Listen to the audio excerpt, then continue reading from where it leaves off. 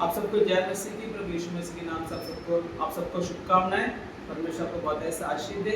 आज मैं एक बार फिर जो आपके समूह में आया हूं, तो एक वचन मैं आपको पढ़ना चाहता हूं। हम देखते हैं कि दूसरे कुरिन्थियों में उसका 10वां अध्याय और 5वां वचन, इससे हम कल्पनाओं का और हर एक ऊंची बातों का जो परमेश्वर की पहचान के विरोध में उठती है खंडन करते हैं, और हर एक भावना को कैद करके मसीह का आज्ञाकारी बना देते हैं। इस वचन में हम क्या देखते हैं? दो बहुत खास बातें हम देखते हैं कि यह वचन जो कहता है कि जो हर एक कल्पनाओं को जो और हर एक ऊंची बातों को जो प्रभु परमेश्वर को पहचानने में जो उसको उसके विरोध में उठते हैं, उसको हम खंडन करते हैं। आज के समय में जब ये बहुत ज्यादा जानने की जरूरत है कि जब हम सोचते हैं कि हम परमेश्वर को जानना है, जो सर्वशक्तिमान परमेश्वर है, जो स्वर्ग में विराजमान है, उसको हमने पहचानना करके जो हम क्या करते हैं, कोशिश करते हैं। मगर होता है क्या है कि जो मनुष्य की कल्पनाएं, जो सांसारिक कल्पनाएं हैं, वो एक बाधा बनती है। उसके बाद हर एक ऊंची बातें जो वो एक बाधा बनती है। जैसे कल्पनाएं होती हैं कि जो अनेक सांसारिक कल्पनाएं होती हैं, जो हम सोचते हैं बुद्धिमान की कल्पनाएं होती है, जो अनेक लॉजिकल होती है या फिर साइकोलॉजी वाली होती है, सांसारिक बातें होती है।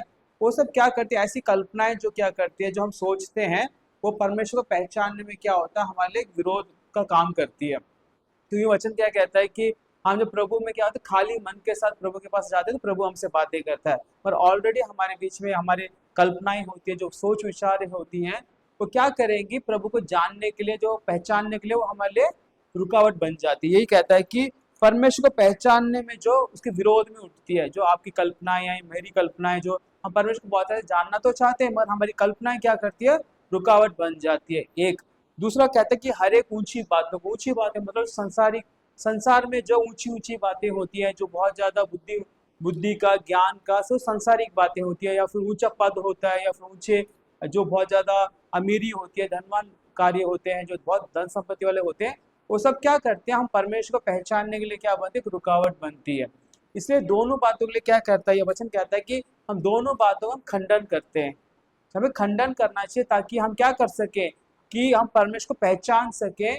हमारी कल्पनाओं को जो हमारे जो उठती हैं, और उसको खंडन कीजिए, और जो हमारी जो ऊंची ऊंची बातें, जो सांसारिक बातें हैं, तो उसके लिए खंडन हमें करना चाहिए। यह हमारा परमेश्वर का वचन बताता है।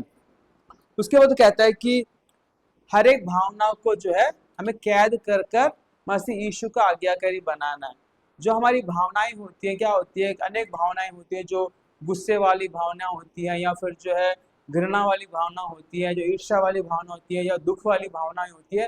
वो सब क्या करते हैं, हमें प्रभु यीशु मसीह के पास जो है जानने से रोक, उसके पास जाने से रोकती है। इसलिए वो क्या कहता है वचन, कि हम अपनी भावनाओं को कैद करके मसीह यीशु का आज्ञाकारी बना देती है। ये हमारे लिए बहुत बड़े दिनों में अनेक भावनाएं उठती है, अनेक मनुष्य की भावनाएं उठती है, जो परमेश्वर के विरोध में उठती है। उसको हमें क्या करना चाहिए, कैद कर कर मसीह यीशु का आज्ञाकारी बनाने से क्या होगा, हम प्रभु के निकट जा सकते हैं, परमेश्वर को पहचान सकते हैं। ये वचन का कहना है कि हम उस कल्पनाओं का, ऊंची बातों का खंडन करें, और हमारी भावना को कैद करके मसीह यीशु का आज्ञाकारी बना दें।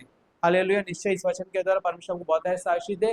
फिर एक बार जो और दूसरे वचन के द्वारा आपसे मुलाकात होगी। सबको जय मसीह की।